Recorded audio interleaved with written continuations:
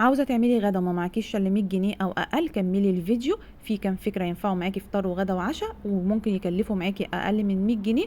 اعملي لايك وشير للفيديو ونبدا ونقول اللهم صل وسلم وبارك على سيدنا محمد وعلى اله واصحابه اجمعين. اول حاجه انا هبدا بيها البتنجان الكوبي. اخترت اللي انا هجيب كيلو بتنجان ب10 جنيه.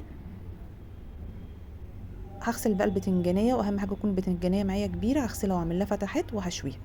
تاني طبق انا برضو جبت البطاطس ب15 جنيه، جبت كيلو.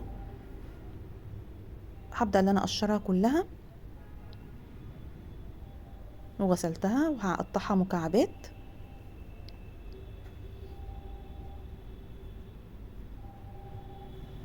خلصت بقى كل الكميه اللي انا محتاجاها، هحط عليها شويه ميه وشويه ملح وارفعها على النار تتسلق. بس انا مش عايزاها تتسلق تتهرى، انا عايزاها تتسلق تبقى المكعب ماسك نفسه. انا كده البتنجانيه بتاعتي بتتشوى والبطاطس على النار. هبدأ بقى اعمل التتبيله بتاعتي. معلقه توم مفروم، معلقه كمون، انا هستخدم معلقه هريسه شطه عندي في الفريزر، ممكن تضربي توم على فلفل اخضر في الكبه. هنزل بقى بشويه الزيت بتوعي. كده البطاطس بتاعتي اتسلقت وشطفتها وسبتها تتصفى شويه. هنزل بقى بالتتبيله اللي انا عملتها دي،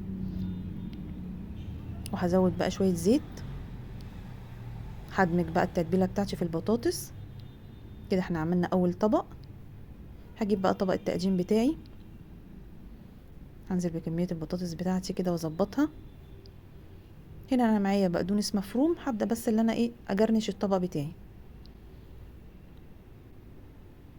هنا بقى انا معايا ليمونتين كبار،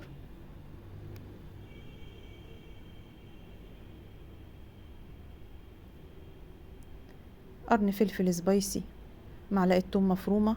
هظبط الملح بتاعي. هنزل بمعلقتين زيت، معلقه خل. انا بحضر كل الكلام ده ليه؟ لسلطه بابا غنوج. انا بحب احضر الحاجات دي الاول علشان اول ما ابدا اقشر البتنجانيه بتاعتي انزل في التتبيله دي كده البتنجان ما يسودش معايا. نزلت بمعلقه طحينه والبتنجانه بتاعتي استوت، هقشرها وانزل على التتبيله اللي انا عملتها دي. استحاله البتنجان ان يسود معاكي، ممكن تهرسيها زي ما هي كده بالكوبايه. انا بقى بفضل ان انا احطها في الكبه، هضربها كده ضربتين 3 في الكبه.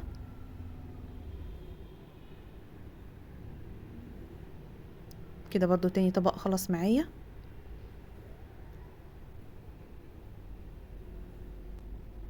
ظبطي بقى الطبق بتاعك، هاتي كده الشوكه وجرنيش الطبق.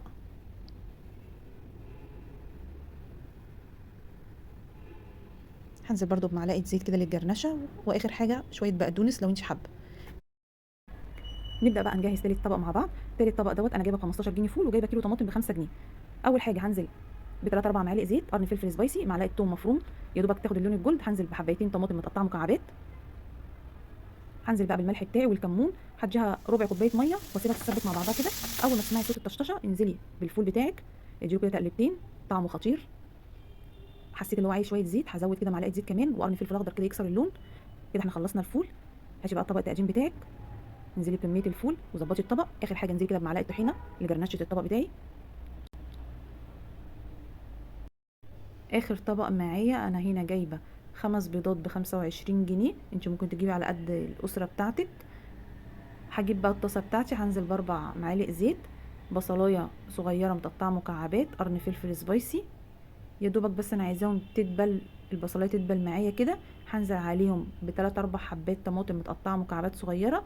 هبهر بقى ملح وفلفل اسمر وهسيبها تتسبك كده. واخر حاجه هديها ربع كوبايه ميه وابدا بقى انزل بالبيض بتاعي.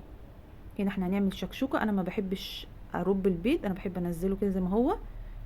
هديله بقى شويه فلفل اسمر على الوش وهغطيه واسيبه يستوي، مش هياخد معاكي 10 دقايق. كده احنا جهزنا كمان الشكشوكه واستوت.